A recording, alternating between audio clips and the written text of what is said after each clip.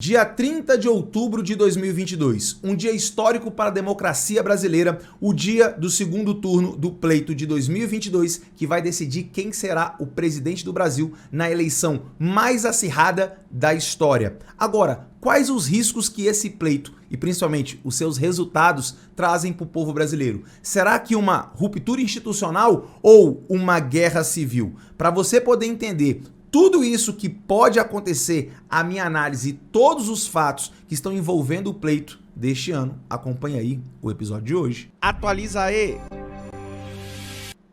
Fala galera, Tobi na área com mais um Atualizei no Ar, esse especial fazendo aí a cobertura de tudo que está acontecendo no dia de hoje, dia do segundo turno das eleições de 2022. E hoje eu quero trazer uma mensagem a todo o povo brasileiro, a você aí que me acompanha, que gosta do Atualiza aí, que me acompanha nas redes sociais, que me conhece. A minha maior preocupação não é se Jair Bolsonaro ou Luiz Inácio Lula da Silva vão vencer. Quem vai vencer? Isso para mim pouco importa. É claro que eu tenho o meu candidato de preferência, é claro que daqui a pouco eu estou saindo para votar, mas independente disso, independente da minha opinião ou da sua, algo muito maior está em jogo, que é a soberania do nosso estado, e o fato do nosso estado ser rico, próspero, passa pelo nosso povo. O povo brasileiro precisa manter a calma, nós precisamos continuar sendo um país pacífico. Não podemos aceitar uma ruptura institucional, e eu nem estou falando dos líderes, dos candidatos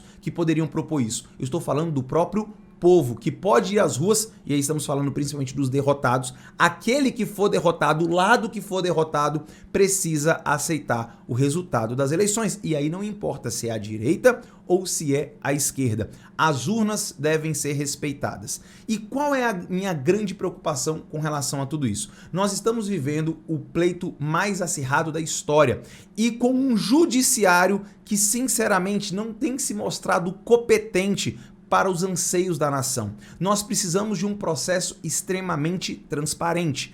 Eu realmente confio nas urnas eletrônicas, acho de fato que o processo eleitoral brasileiro é, de certa forma, um exemplo, mas claro que precisa ser aperfeiçoado. Porque não basta o sistema eleitoral ser de fato justo, ele tem que parecer tanto quanto ser. E o sistema eleitoral brasileiro, ele deixa sim margem para discussão. Eu acho que o voto impresso seria uma excelente forma da gente ter uma auditoria. Lembrando que o voto impresso, você não vai levar o voto para casa no papel, nada disso. Bom, mas isso já foi. A mensagem que tem que ficar agora é: povo brasileiro, atenção, cuidado com o que vai acontecer após a divulgação dos resultados. Essa palavra, povo, é extremamente importante e ela é o centro da mensagem que eu quero passar para você hoje. Olha só, todo mundo que está envolvido com política, tanto a militância quanto os candidatos, adoram usar a palavra povo. O povo está do meu lado, o povo está comigo. E geralmente isso não é verdade. Para você ter uma ideia, vamos fazer uma análise do que vai acontecer nesse segundo turno. Já aconteceu no primeiro e eu tenho certeza que vai se repetir no segundo. Quem vencer, vai vencer com a minoria dos votos.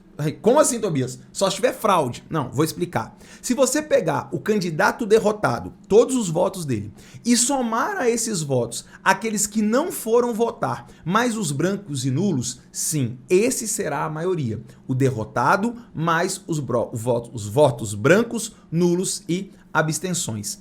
E aí, o outro lado vai ter a minoria dos votos e a minoria do povo. Só que vão sair por aí falando que o povo está do lado dele. E isso não é verdade. O presidente que ganhar, seja um ou seja outro, precisa governar para todo o povo brasileiro. Para quem te apoia e para quem não te apoia.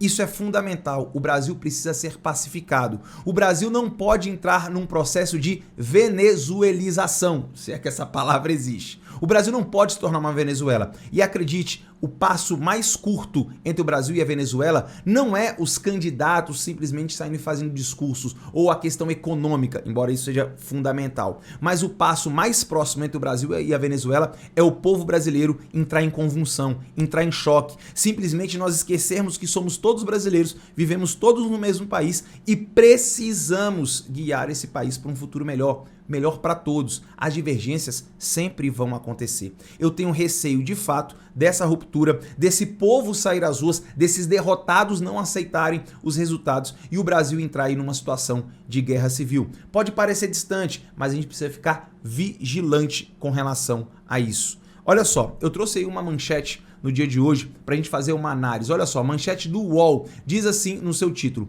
golpe traria consequências graves para o Brasil no mundo, diz Nobel da Paz. Realmente, sem dúvida nenhuma, uma ruptura institucional, o povo brasileiro indo para as ruas para brigar entre si num processo de desobediência civil, inclusive, não respeitando as regras, as normas do nosso país, trariam para o Brasil uma consequência internacional gravíssima. E aí você vai falar: ah, Tobias, mas a fonte que você traz, ela não é confiável, essa fonte é tendenciosa. Eu sei que muitos vão falar isso. Agora eu quero que você preste atenção na mensagem, porque eu acho que essa mensagem é muito verdadeira. Olha só o que diz as letrinhas pequenas.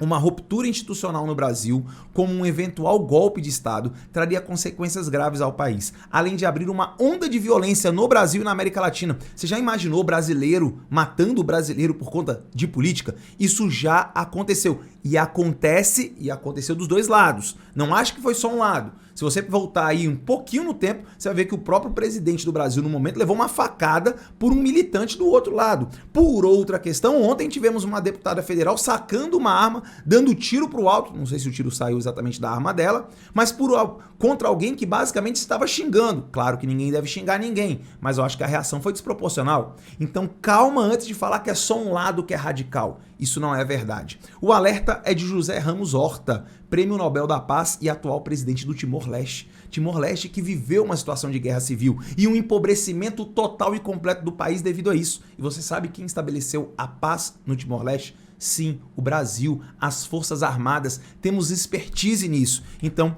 que o povo brasileiro, junto com as Forças Armadas e as suas instituições, possam garantir ao povo brasileiro um pleito tranquilo e que pós-resultado, o outro lado possa aceitar. E que o lado vencedor não queira simplesmente humilhar o lado derrotado.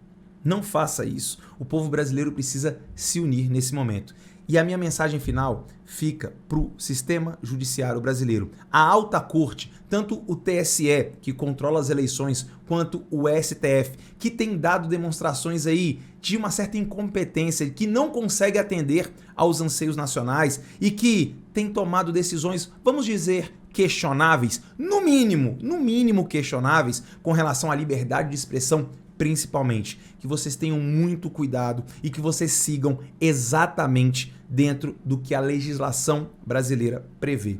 Escute todos os lados, que vocês tenham calma e que Deus possa abençoar o Brasil, o povo brasileiro e que a gente possa seguir um caminho de prosperidade. Eu sei que as rivalidades existem, elas são saudáveis. O lado que vencer tem que governar com oposição. O povo brasileiro tem que estar vigilante, não importa quem seja o eleito, mas uma luta entre o próprio povo que leve a uma ruptura entre nós, irmãos brasileiros, não vai ser nada bom para o nosso país.